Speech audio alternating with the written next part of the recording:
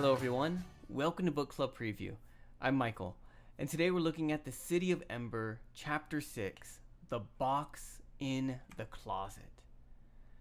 Now, in this chapter, it's the next day after the blackout, and it's really oddly quiet. Usually when there's a blackout, people are kind of energetic, they're talking, those electricians, we should fire them and get new ones. Oh, can you believe there was another blackout? Blah, blah, blah, blah, blah. But today, it was quiet.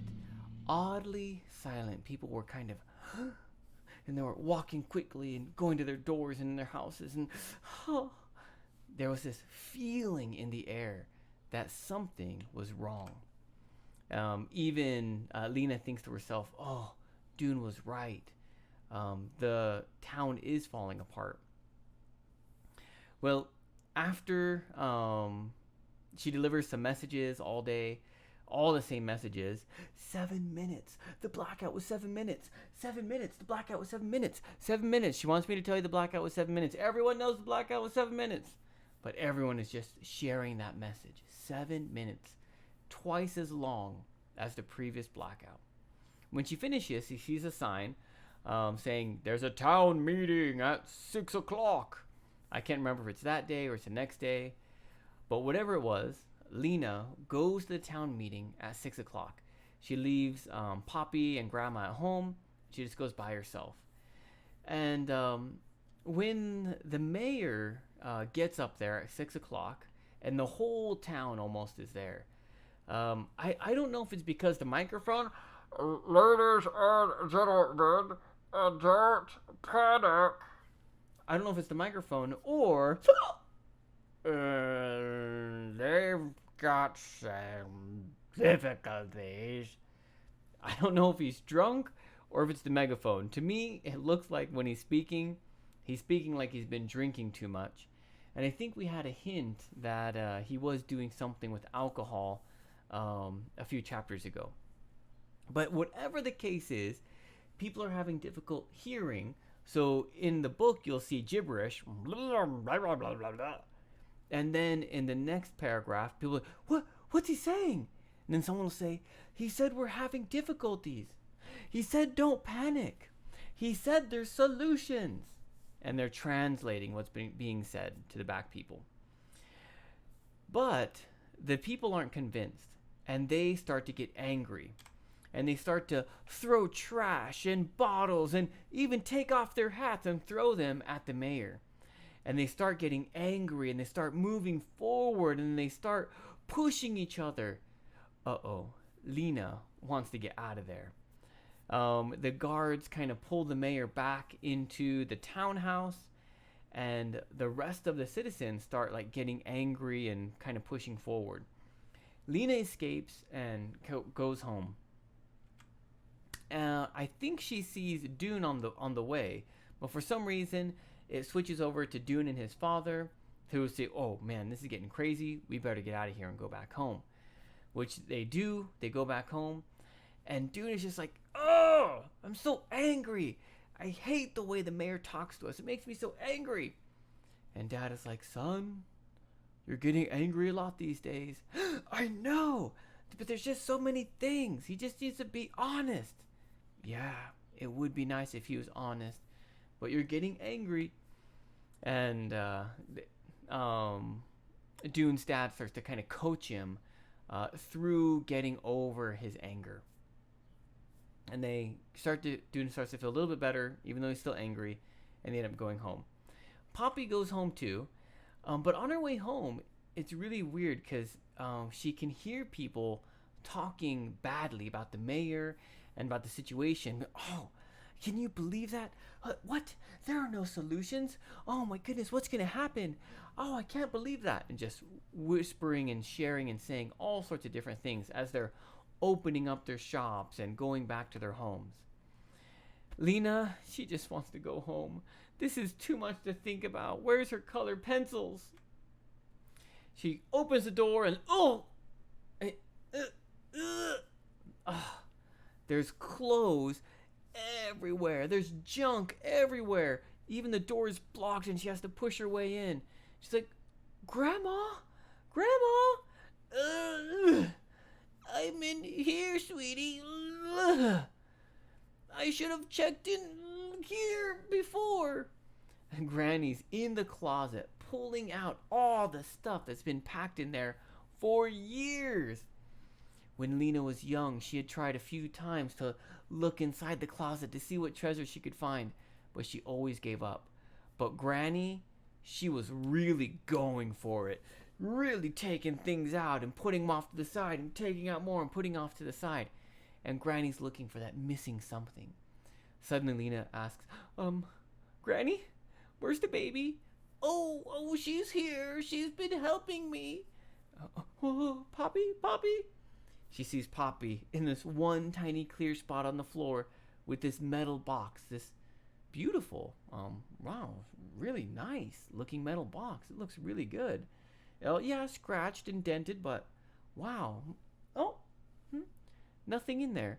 Oh, what is that? Oh, here's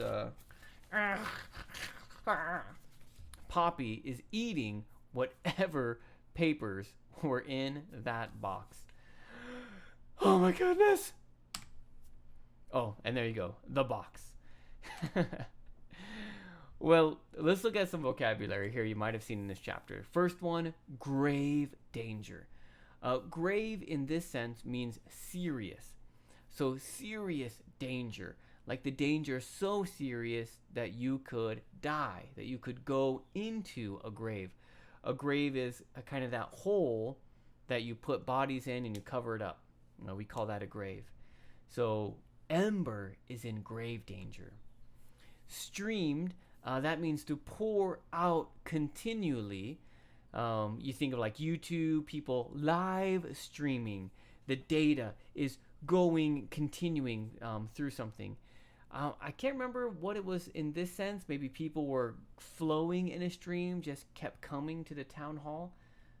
I can't remember, but it can be used as continuing coming out, just like a stream of water or a river of water. It doesn't end.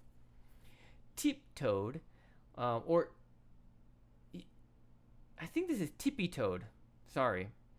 But it's when you get on the if this is your foot, and you raise your foot up to where you're just walking on the very bottoms of your toes to peek up. And that could be tiptoed, is to walk like that on your tippy toes. But I think Lena gets on her tippy toes to lift her body up as high as she could. Sorry, I can't remember if I wrote that one wrong. But in either case, you have both of those. Tiptoed, walking on your toes, probably quietly. And then tippy toes is getting to the top of your toes and maybe just standing, trying to grab something high off a shelf. You use your tippy toes or get on your tippy toes. Craning is like pulling higher than you need to, farther than you can. People are craning their necks, pulling them as far as they can go and kind of turning. Unintended, I like this one. Dune's father says, when you get angry, there are unintended consequences. Dune's heard this his whole life. Unintended means something that you didn't mean to happen. Like when Dune threw his shoe, he meant to throw it at the wall. He did not intend to hit his dad in the ear with his shoe. That was unintended, right?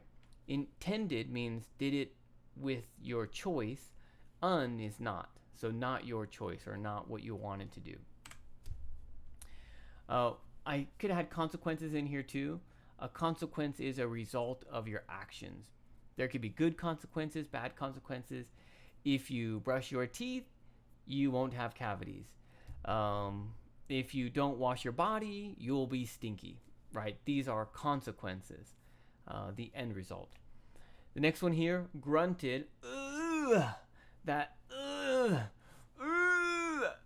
All sorts of reasons why we grunt.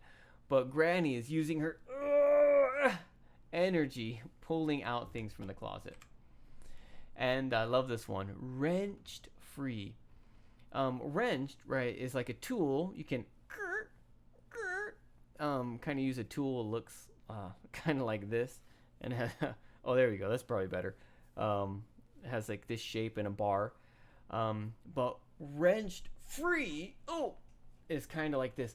Pulled, it's stuck, suddenly, wrenched free.